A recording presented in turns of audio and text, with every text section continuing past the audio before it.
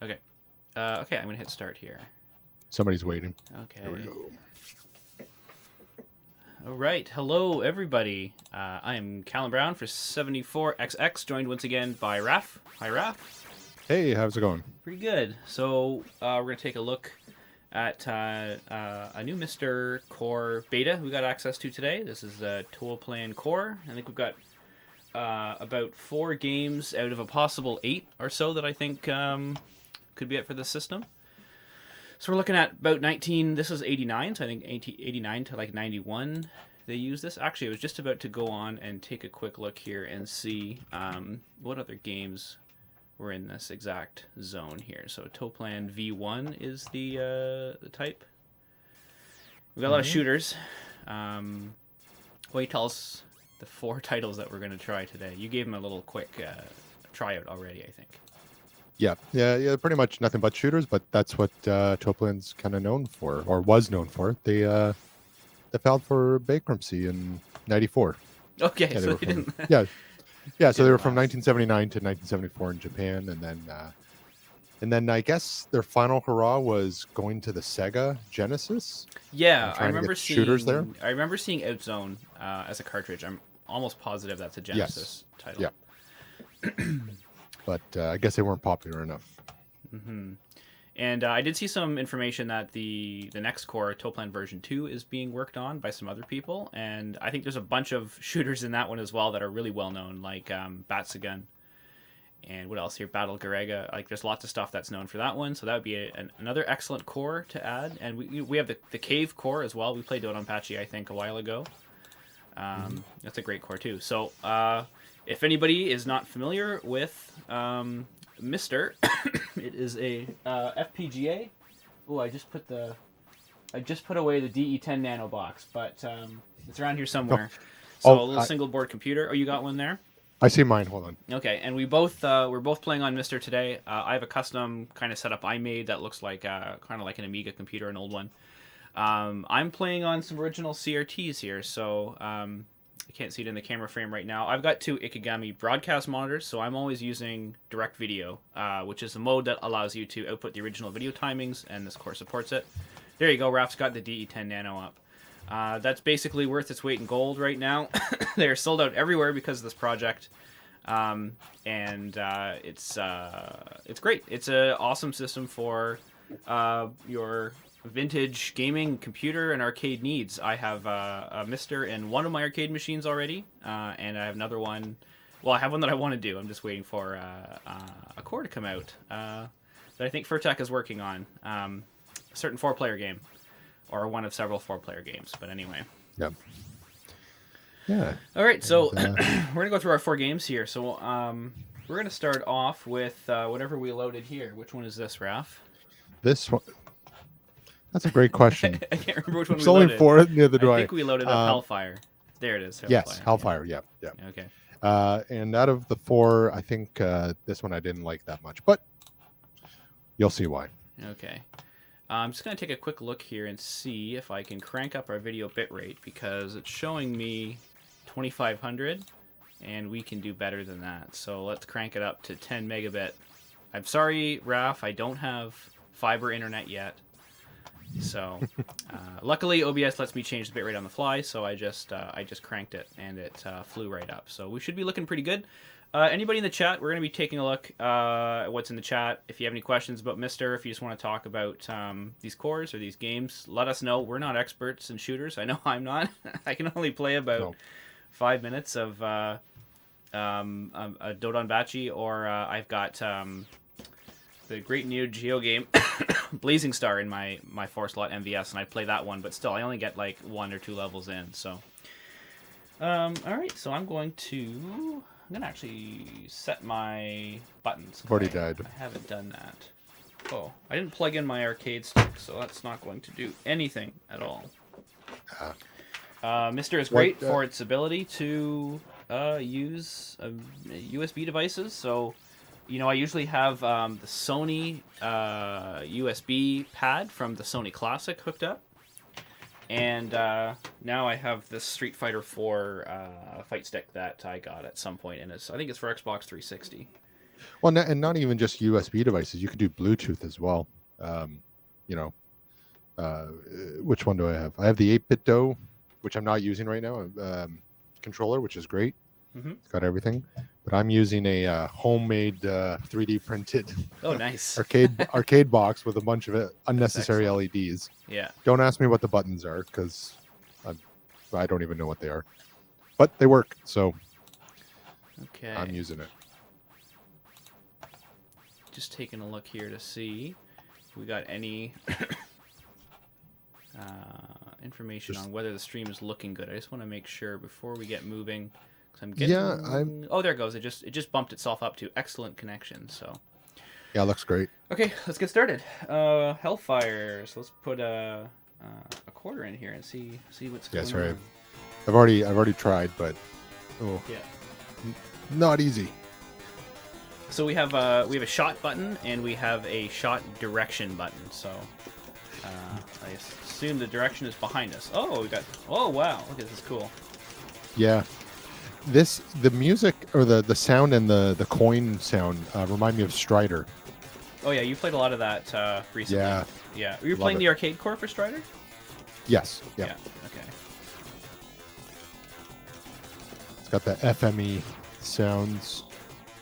Yeah, I think this is the old YM2149. I think used in a billion different arcade games. Something by Yamaha. Mm-hmm. Yeah. Something. Yeah. Yeah. So luckily, arcade games allow you to continue with credits because this is going to be a rough go for me on all these games as far as actually getting through levels. I find like my technique is like not even looking at the object, just looking at the bullets that come at you. Yeah. Just, Yeah. Yeah. just mash the. There's no bomb button, Yeah. but Get a little workout on the direction button here. Oh, I didn't stop paying attention. Okay, I'm already dead. Okay, let's go. So I think I can see... Oh no, I wasn't sure if maybe I could see some graphical glitches, but I think that's not true. I did see a few things in the notes for the beta that there are some issues still to be worked out. Looking good as far as I can tell, though. I'm awful at this. but these were the 4 that were best implemented, I believe, at the moment, right? Yes, I think so.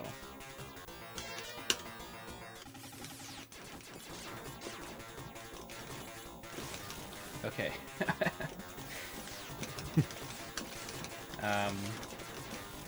Man, I am awful at this. You need to get a hold on the this direction, the idea. It's very interesting to have a lot of enemies coming at you from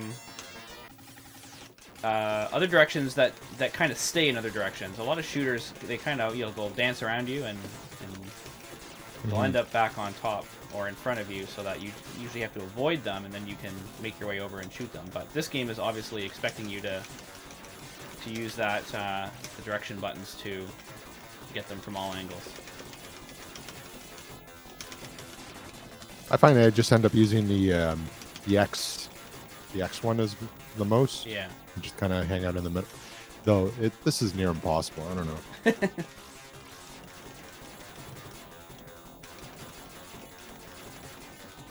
The ship seems really big to me. I keep thinking the nose of the ship isn't going to actually hit me or take damage, but it does. Yeah.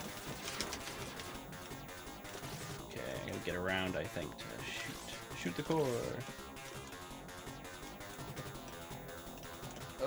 Come on, go, go, go. So I'm guessing if you for the forward shooting, it's more concentrated, or it's like. That'd be my guess. I don't think so. Well, it's a different color. Oh yeah, I don't know.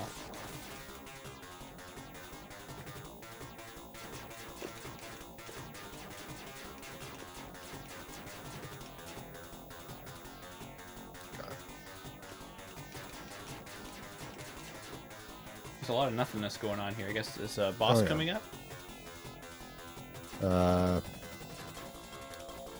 Not yet.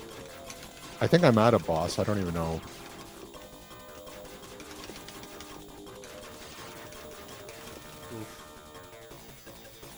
Oh, man. Okay, so now the directional things, what I'm doing with this green boss, like, come into play. Okay. Just, but you're doing a whole song and dance around this guy. I forgot kind of how tough shooters can be on your fingers. Yeah. Or on your wrist, like just wishing I had the turbo buttons turned up. Yeah, the top of my hand is just, it's killing.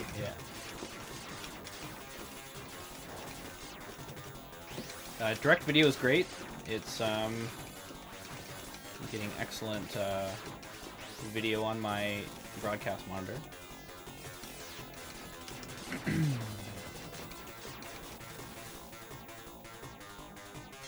Ooh, I got a high score. Okay, I'll get through the boss at least.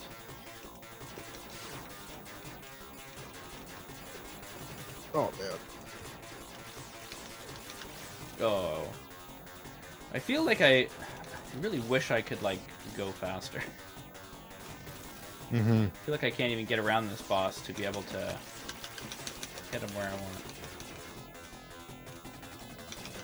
I guess I can get rid of some of these. Oh yeah, see, I got stuck in a corner here. Right, let's keep trying. Yes.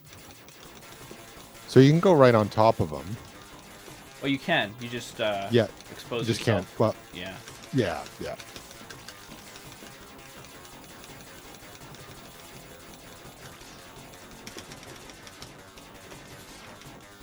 So were these only Japan-only releases as far as...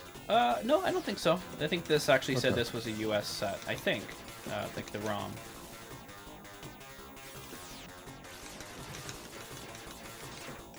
Alright, so I've destroyed most of its guns. I think you are right that the like the diagonal shot might be worth less damage. Yeah. Okay. All the guns are destroyed. You said I could go on top of them? I can't. I get destroyed if I touch them. Have you destroyed the guns? Most of I tried to go over a portion. Oh no, maybe I just got crushed. Maybe you can still get crushed, or maybe I just didn't notice I had a bullet was there or something. Well, also the middle shoots out everything, right? Yeah. I would have lost so much money with this game at the I know. The arcade. Well, that's what you want as the operator. Yeah.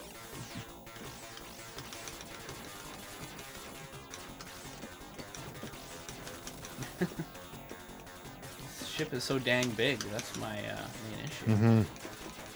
So I'm guessing that is shoot the middle eye, I think. Yeah, you have to shoot the red thing that's traveling around. Oh, yeah. Okay. But it just moves when you... Yeah, I'm taking damage, though. I think it's just convincing you that you need to move around. Okay. Well, the eye is mad right now. Man, come on. Alright. This is just brutal. Yeah, oh, man.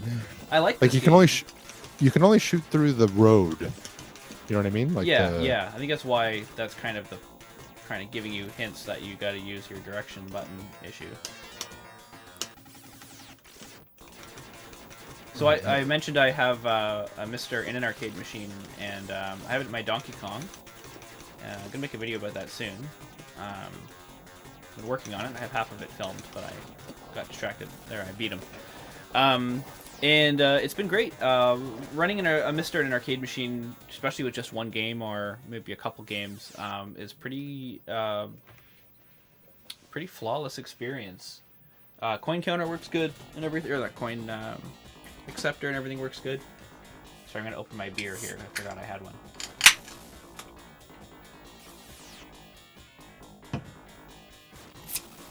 Okay. So it's great. You know, I see lots of people posting on Twitter when a game like this gets released, showing they have a MiSTerCade or something in their machine, so they can quickly just add these cores, and they've got more games on their proper arcade machine, which is great. These are, I'm pretty sure, extremely expensive arcade boards to buy. These are not, like, I've never seen any of these ones in my travels. I fix arcade machines, arcade boards, but I stick to usually pre-90s stuff, just because I'm not super solid with soldering, this 200 and 300 pin surface mount ICs. I don't have enough practice at it to be working on other people's... I can do a reflow kind of thing, but actually replacing chips I find is not my cup of tea. Yeah, like somebody like Louis Rossman or something. Yeah, doing the smallest stuff. There's one I like called Northridge Fix on YouTube, and he fixes consumer electronics, PlayStations, and that kind of thing. And his videos are great, and he has a lot of... Most of his video footage is through a microscope, so yeah, give you some idea. So anyway, yeah, these are expensive boards, and to have them playable in such a high-quality form, of course, MAME has been great for a long time, but if you follow some of these FPGA developers, like Furtek, this is... what's the main developer? His name... Yotego? No, on this one. Hold on. Is it Daryl or is it Darren? I can't remember. I can picture his... I'm pretty sure he has a Galaga... enemy as his little picture on Twitter, but I can't remember if his name is Darren O or Daryl O. There's VA7 Darren O. Darren, yeah. So VA7O. Anyway, these guys do a lot of work, and often consulting original boards and schematics to really figure out how things worked. It's like there's an interesting post somebody made that was showing, I can't remember which game it was. They're showing Shadow's not working properly, I think, in MAME, or maybe it was just guessed at in MAME to work, and I guess when they actually decapped the chip and traced it out, they found some undocumented features of one of the custom chips, probably a Konami chip. Oh, nice. And so yeah, it's great to see these things being discovered, which really lends credence to this idea that FPGA is the future, or any of these. I mean, I'm sure there will be a different kind of programmable logic in the future. But,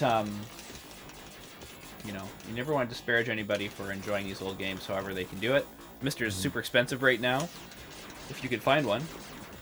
So I don't blame anybody for just going with a Raspberry Pi. We've had Eric on our stream all the time. Sorry? Sorry, I was just going to say creating a new core or from an arcade board, is it destructive? Yeah, or you have in to some way it basically is. Destroy the board? In some way it is, though. But I think in a lot of cases a failed IC may not necessarily be failed to the point where it can't be traced. So what I mean by that is you can, I think what a lot of people do is they take broken arcade boards and take off the chips that they want to decap, and you only need to do it once, right? You only need one, pallet chip from one broken board to measure it, and then that's all you need. You just do it once. So it is destructive in that way, but I think you can make use of broken boards or even chips that you don't know if they're working, because it's not particularly important when you're doing that process, unless they have physical damage, to a wider degree. But right. So I'm loving the art in this. Oh, I'm fighting a sarcophagus monster now. Yeah, the explosion of your ship looked pretty cool. Oh.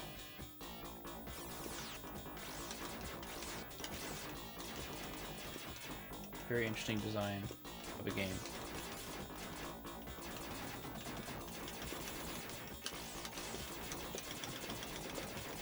I actually don't know if I can destroy these lasers, so maybe I should stop trying.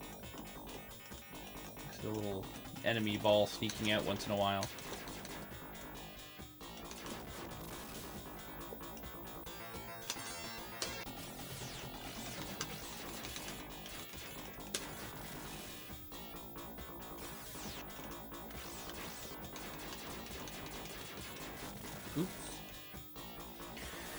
So we had some great fun last week. We had 2 sessions we did where we played PlayStation games at various points on the in development of the PSX core, and I think it's looking really great these days. We had a fun time. Even we were missing some audio when we played it, and we still had a fantastic time. So Yeah. Was it Rappa Parappa? we played Parappa the Rapper. We played Die Hard games. We played we played some Crash Bandicoot, right? Yeah. Yep. Oh yeah. Yeah.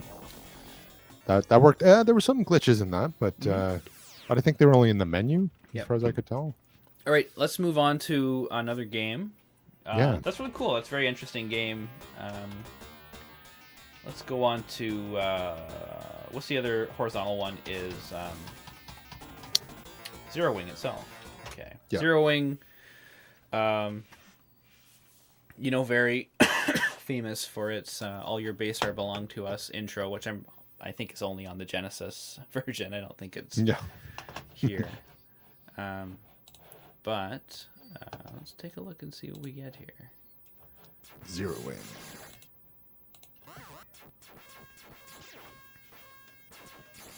Yeah, that coin sound is exact. Oh, did mine crap out? Okay.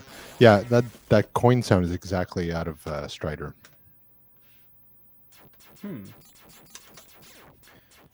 Okay, I should be all set.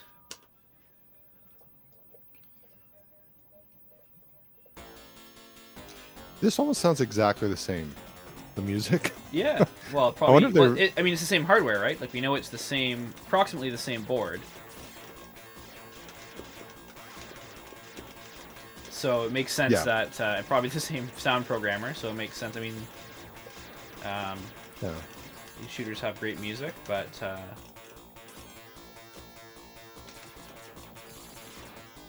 what's that? little same. Yeah, it's like it's got the octave bass going on. But I did a bad job shielding. So this has a shield button, which I'm sure I have to learn thought how to use. I thought it was a grab button. It said shield on mine. No, I can grab stuff. Like what? Like little ships. Oh, well maybe it's like grab to use as a shield. Oh, I already died. Okay, let's do it.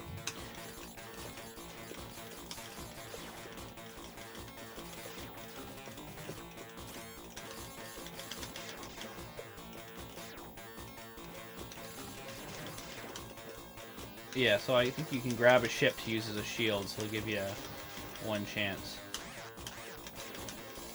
Probably only small ships, I'm guessing. Yeah, the green ones, I think. Yeah. Oh, well, you can't run into the ship. You'll still die. Got a little robot pants robot down here. Okay, there you go. Oh. Okay.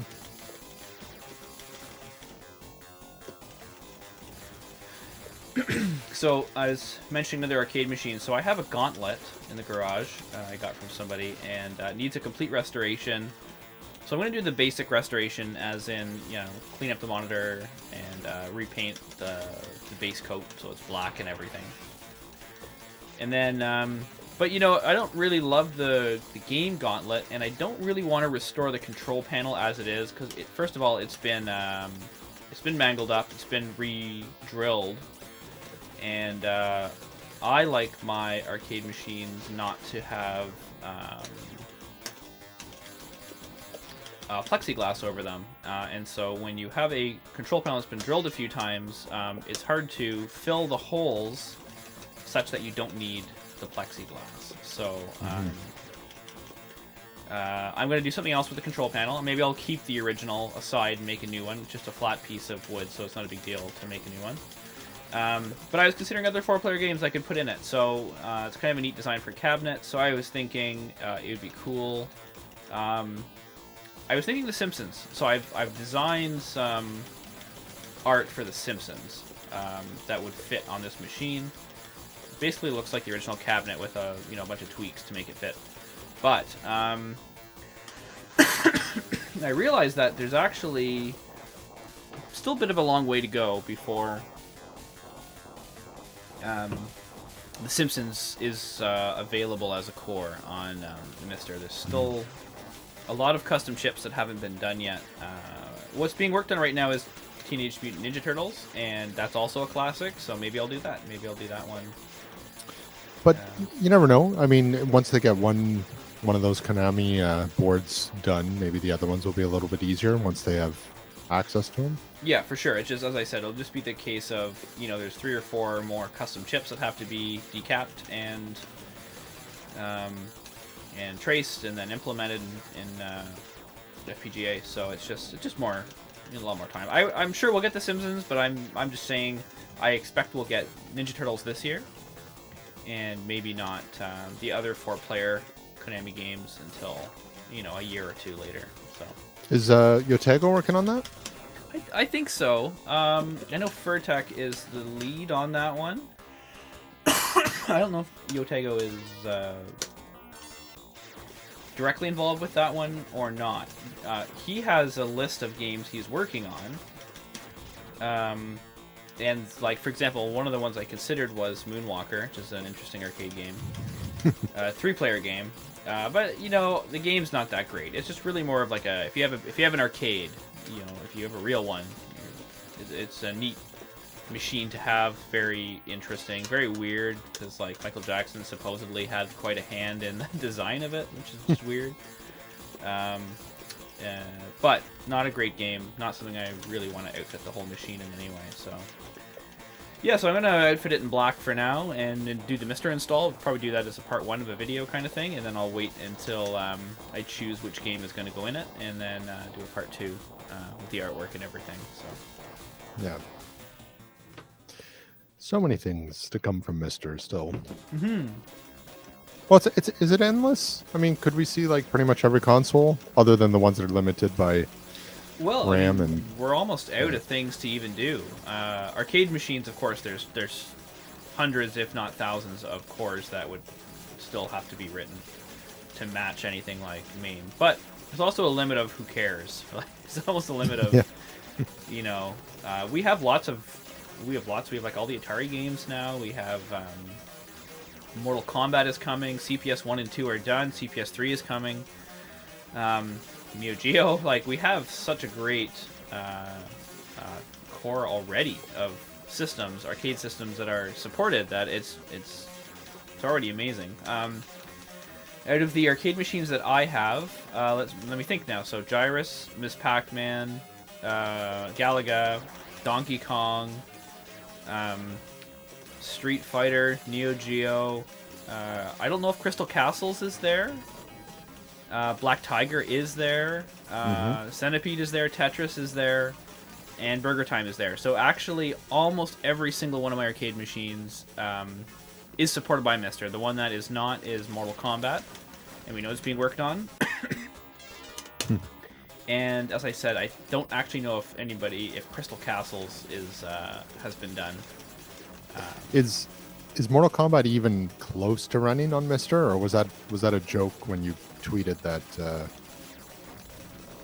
No, that Mortal Kombat is. I can't remember what I said about that, but Mortal Kombat is definitely on Yotego's list. So that's. I don't know. There's 2 different arcade boards. There's the T hardware and the Y hardware.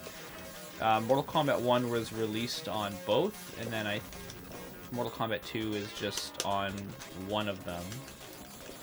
Can't remember if Y Unit followed T Unit or not.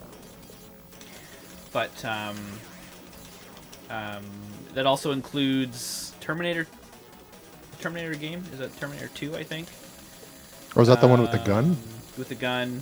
That also includes like Smash TV, Total Carnage, NBA Jam Tournament Edition. Nice. So like once that gets underway, that's a great core set that will be. So that's definitely within the parameters of what FPGA can do. MiSTerFPGA. And we're gonna have another one. So you've heard of Antonio, who makes the Extreme MiSTer, which correct me if I'm wrong, anybody who's watching, but is a you know, a custom implementation of MiSTer, so like not the actual DE10 Nano, but using all the same parts or better or, you know, more reasonable parts. So like that might be the next thing. So like that guy might make the DE, you know, the MiSTerFPGA 2, which is the same. You could have everything the same and just change the FPGA to a bigger one, and you might open it up for, I don't know what's next.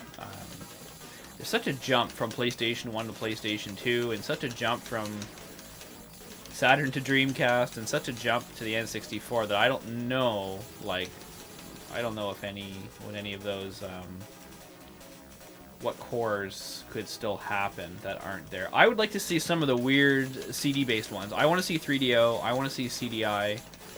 I like the 3DO. I think it's a neat system, and there's lots of cool, random, weird stuff on it. I used to play a lot of the Incredible Machine. And then, of course, I definitely want to see an evolution of the AO46. And I do think the size of the... I do think the size of the FPGA is a major implication in that. Because I think people are... For example, you know, it's a... AO46 is a 486SX, which does not include... Oops. Which does not include the FPU, floating point unit. And I think what I've read is that that actually would just max out the FPGA. Like, it's beyond. There's not enough space to implement the FPU. So if that's true, and it can't be done, and first of all, I think it could be done on a Raspberry Pi. You know, as we've... like the MT32, which we use... these hybrid solutions are proving to be really excellent. In the Amiga world, there is, I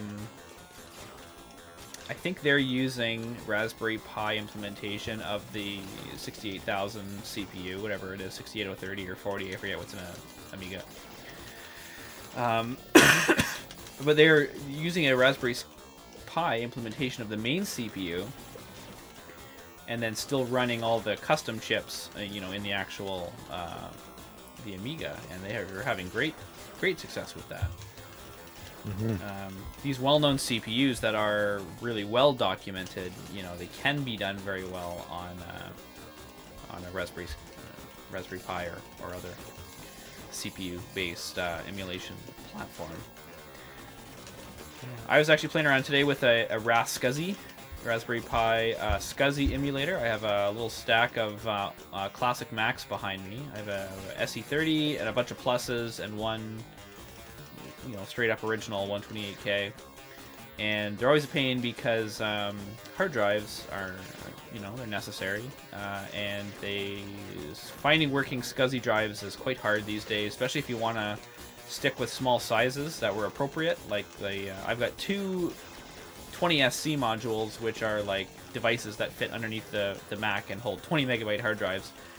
I have three of them actually. I have two of them are Apple ones, and one of them is like a third-party one. The third-party one works. I have it at work. I have a Mac here that I turn on every day and use it as a, I don't know, ASMR, like listen to the hard drive, and fans, space heater as well.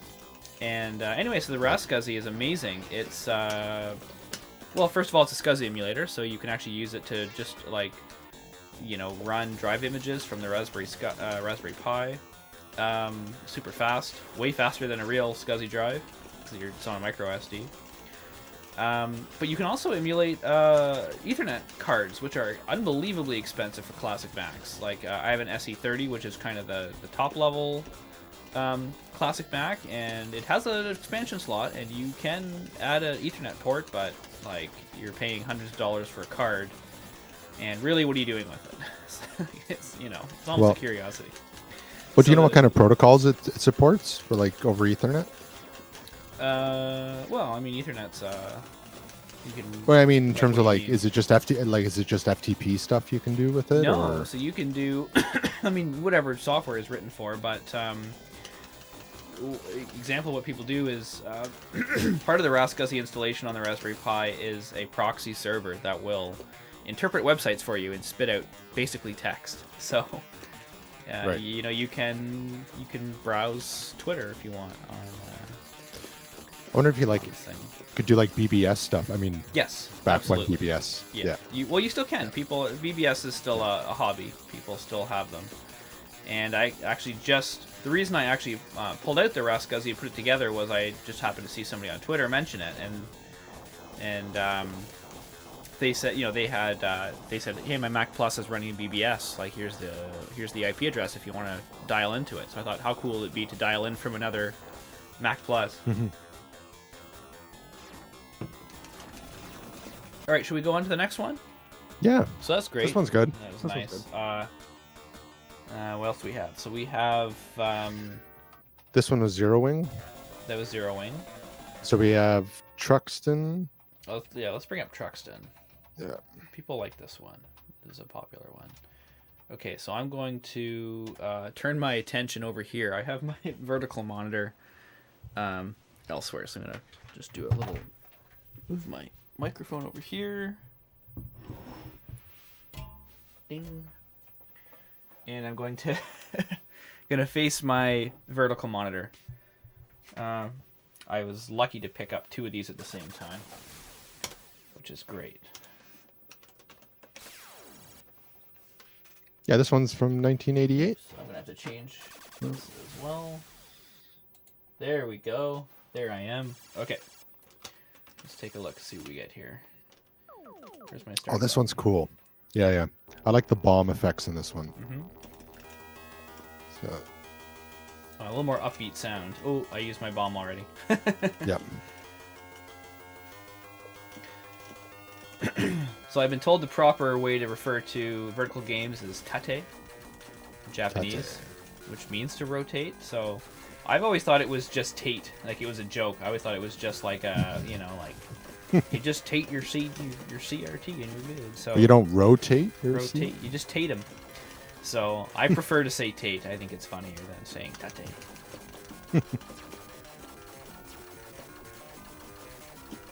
Oof. This also punishes you a bit more when you get hit. When you die? Well, the sound Yeah. stops, like it's a big dramatic thing, and then I wonder about the star field in this, if it's accurate. I don't know if you can sense it, but it like I was Like getting. moves? Well, I was seeing. There's several layers, and I can see some layers that are moving, just in weird ways. And the way that they're bunched together makes me wonder if they're accurate yet. Oh, I know. I see. Starfield things are always tough in emulation. Even going back to like Galaga, you know, wasn't solved properly for a long time on how the star fields were actually generated. So I feel like I'm getting game over several times. Okay. There we go. I had to use the bombs. 3 bombs on those guys. So this is interesting that this is actually Taito instead of Toaplan in terms of its actual license. Game over. Yeah, Let's do okay, this I'm again. gonna take a little more accuracy here. Okay. Oh. Yeah, we'll use a bomb against these two guys to get through. Like 3 bombs. Yeah. I really like Yeah, or I like the font on this game. There's several. Gyrus does it too, where the font has a built-in color gradient. Yeah. I like that. There's a book available somewhere that is I got one. There's a book available somewhere that is just about arcade fonts, and I'd like to pick that up. I find it to be very interesting. And like just somewhere you can really, as a developer, put some flavor into it. I used to always like that in the various Simpsons video games, that they would use the matte graining font Mm-hmm. in it. I think Konami pretty much always used custom fonts. That must have been cultural thing that they figured they wanted to do.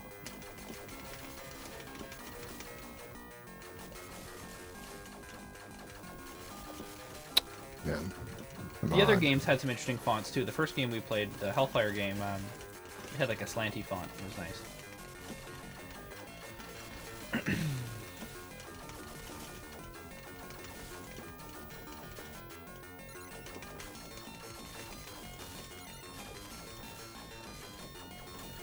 I'm pretty sure that this arcade stick does support auto fire in some way, turbo fire, but I don't know how to program it.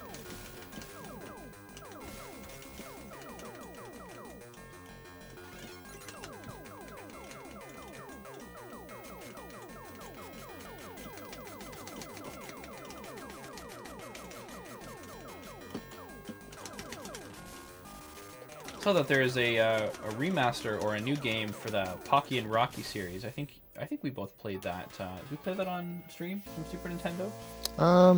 No. No. Maybe we should.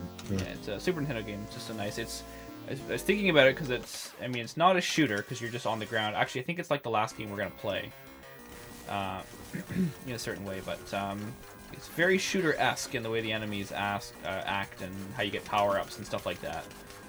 And there's two Super Nintendo games, and then there was a Game Boy Advance game, and then they're either remastering or it's a new game on the Nintendo Switch, which is great series. I'll definitely grab a copy of the new one. This one seems a little bit more refined. I like the art in it. Yeah, I think this one seems well,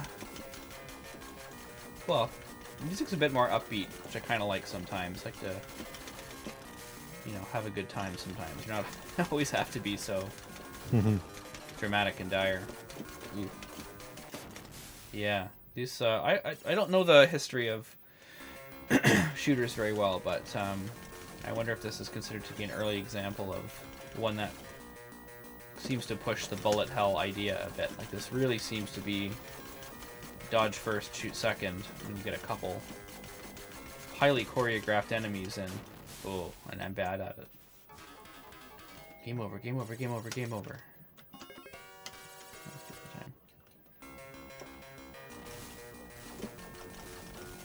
Especially if I didn't waste my bomb every time, would be good. Well, you almost have to for the semi-hard guys.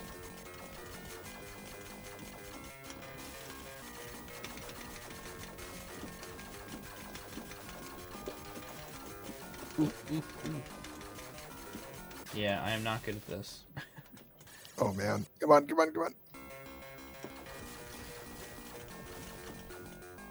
Ref, what display are you on today? I am on, the A7217A by Hewlett-Packard.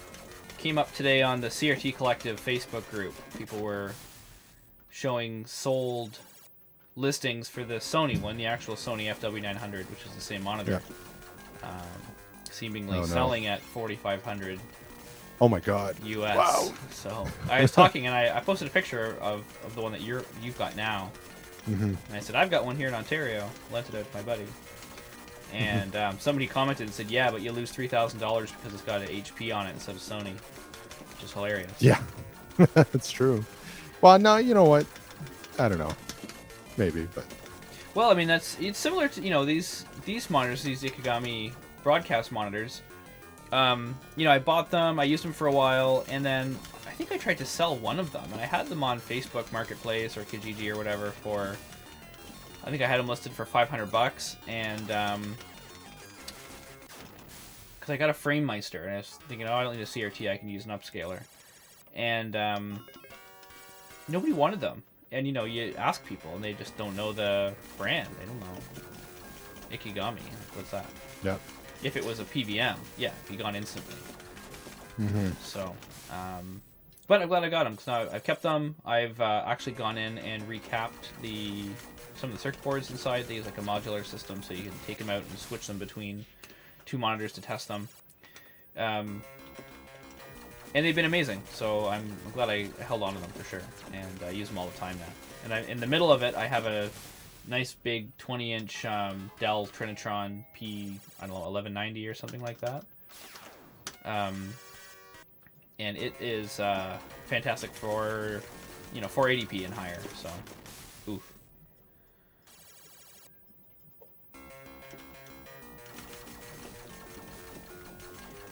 I've been playing. Okay, I need to stop. So badly here. It's embarrassing. Okay, I get out of the way of the center. That's what I just need to not go up the center every time. Ooh. Oh man. Okay, I'm on. Okay, one more credit, and then we'll move on to the other one. Yeah. Oh, Darren says the. Oh, it's Darren. Oh, Darren. Hi. The Starfield is just another tile layer. Ah, we're not worthy.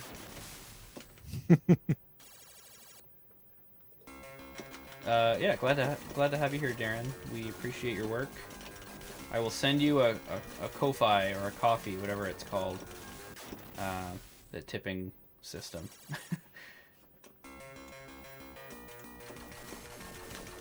I would like to know, are developers of these games good at them? Developers of the cores, like, are you awesome at this? Like, can you go through and just, like, destroy this game? Or do you just turn off collision when you're developing it? Ooh.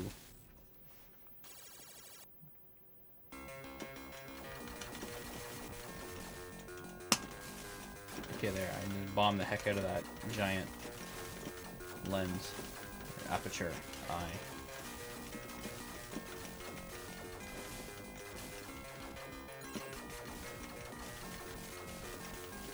I always thought, especially with arcade, like really old arcade games, like, you know, from the 80s or slightly earlier, whether even the developers of the games were very good at them, because, you know, sometimes the actual game is relatively simple. And, you know, like, say Pac-Man. I mean, like, if you design Pac-Man and you design it so that, like, you know, you just work it in so that the enemies get faster or smarter, or the amount of time that the power-up works is less and less as you go forward. Do you even play all the levels, or do you just say, it's probably good? Yeah. Well, actually, no. He's saying that he uses service mode. Okay, yeah. So, yeah, some of these that's games... a gun mode. Okay, yeah, so... I use the service mode on my Sega Turbo machine. You can turn off collisions in that, which is great, because I make... I make LED gauges for the real machines that fit in the place of toy gauges that come with them. And the circuit boards have the signals on board for like a speedometer and tachometer. So I make 3D printed parts that go in with custom circuit boards and take advantage of those to make little LED dials. And I use the service mode in that, turns off collisions and allows you to get up to full speed, and so you can see that top signal level and actually, you know, calibrate the gauges so that they top out at the right point.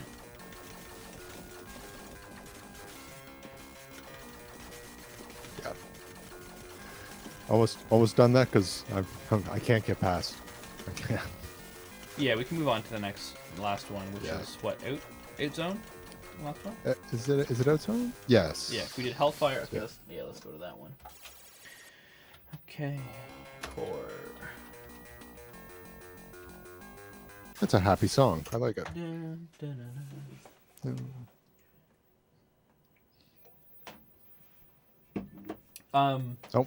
Darren, can you give us any I don't know, any hints about anything else that's coming down the pipeline for MiSTer? A little loud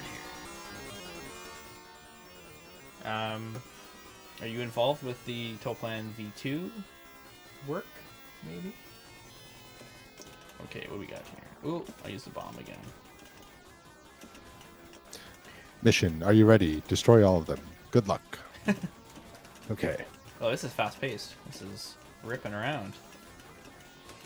Yeah, so I think out of all the ones that I've just quickly test drive, this is my favorite so far, in terms of art. This reminds me of Commando right away.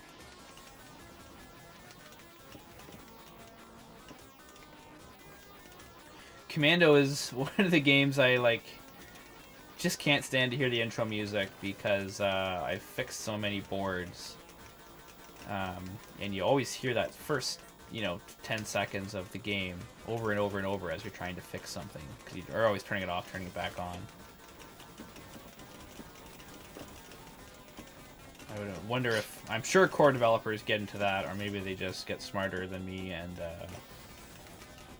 mute their system from time to time. Go ahead. So I'm not sure exactly what's going on here, but I think there's an energy meter that you have to keep up, I think. Oh, I see that. Oh yeah, it's going down on its own, isn't it? Yeah, because every time you pick up an E, it regenerates, I think. Okay. Oh, it says a couple more games for V1. No plans on V2 at the moment. Oh, cool. Okay. Well, looking forward to more V1 games. Yeah. What's your favorite? Is there one that is there a hidden gem or anything that you think people will enjoy? I looked at the list quickly, but I didn't look at them in detail.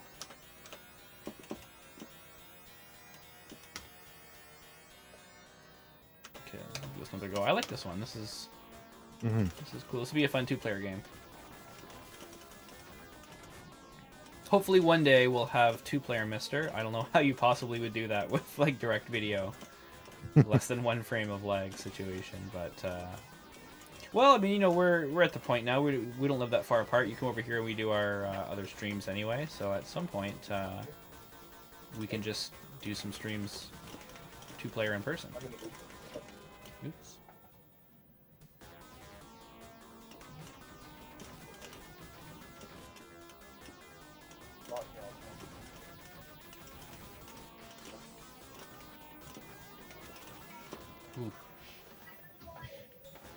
Zeroing is your favorite. I just have to jump out. Yep. But I might be back. Okay. Just give me a sec. Yep.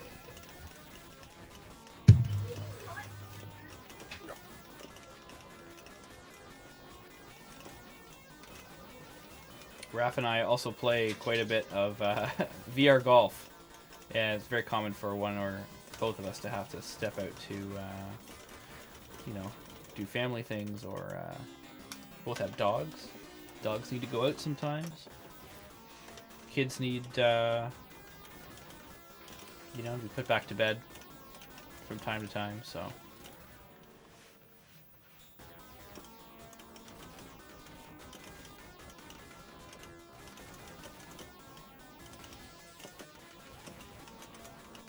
As I was saying before, I think, more of these games become available. It's great for the arcade scene. It's interesting. The arcade scene itself is an interesting position now because, it really, the idea of playing games, coin-op games, I think is still pretty universal, but the arcade experience as we knew it, or maybe people slightly older than me knew it, exists kind of in this weird nostalgia bubble now, where they're at bars that try and look like an old arcade, but are clearly designed to appeal to the 35 to 45 to 55-year-olds now. Not that kids aren't welcome at these places, but they're like a late night hangout, not a fun zone for the whole family all the time. I was helping to repair arcade machines at one that's near me. They're enjoying some pretty good success. I've been very glad to see that they made it through the pandemic with all the shutdowns that we had. We're able to stay in business, and they find that I think their main business is pinball. Pinball still appeals to everybody, I think, in a way that some of the old arcade games may not. Everybody can sit down and play a little bit of Pac-Man or Donkey Kong and have a good time, but I think it, maybe takes somebody with some nostalgia to actually go through and try and become good at it. But pinball, it's just exciting. It's a fun thing. I think everybody loves pinball. I would love to have a Next Generation, Star Trek Next Generation, or Lord of the Rings machine. I made a virtual pinball machine once, and I had, I don't know, 20 or 30 tables programmed onto it, but I actually only ever played those 2. Those are both fantastic, and I really like the idea that I mean, I say modern, I just mean ones that are not like from the 60s and 70s, that have real gameplay objectives, and lots of different modes and actual things you're supposed to do, kind of as if it were a traditional video game. I played quite a bit of the Star Wars pinball that's available on the Oculus Quest 2 virtual VR, and that's a fantastic game. You get a whole bunch of tables. And of course it's VR. There's just unbelievable amounts of interesting augmentation you can do to a real pinball table when you're not limited by real mechanical things. So in the the Mandalorian table, the Mandalorian himself is always flying around and giving you lip if you do a bad job. Yeah, so I'm a little confused about the energy. Okay, I just got one. I wasn't seeing much energy, so I think energy is just to make sure you keep going forward. And I guess the bomb uses a lot of energy. Oh, you're back. Good. Yep. I like this game a lot. Did you say this is the one that you like the most? Yeah. This is the one I gravitate to. Yeah. Darren says his favorite's Zero Wing. Yep. Yeah, it's a good one too. I like that. One boss that says down there, so I don't know if this is considered a boss battle or what. I feel like, I mentioned on the other, the first game we played, that the ship was too big. I actually feel like this guy, I don't think he's bigger. I don't think he's smaller, but he seems more maneuverable. I feel like I have better chance at getting around. Maybe he's just faster. I feel like I have a better chance of getting around all this bullet nonsense here with this guy versus the ship in Hellfire. Mm-hmm.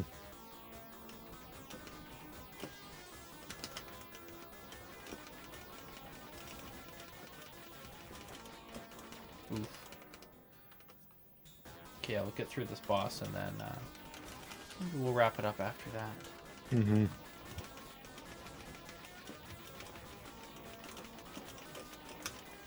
Bomb.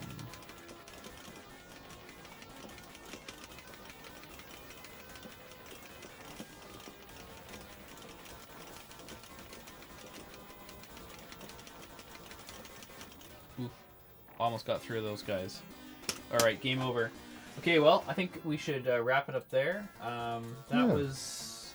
Ooh, let me bring my microphone back around.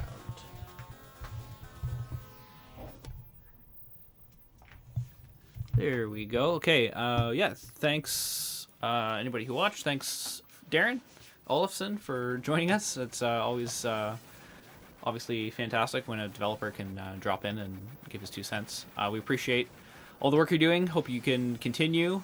And yeah, buy yourself a DE10 Nano. Anybody who doesn't have one. Good luck finding them though. They're hard out there. I have one right here, but yeah, that's about it.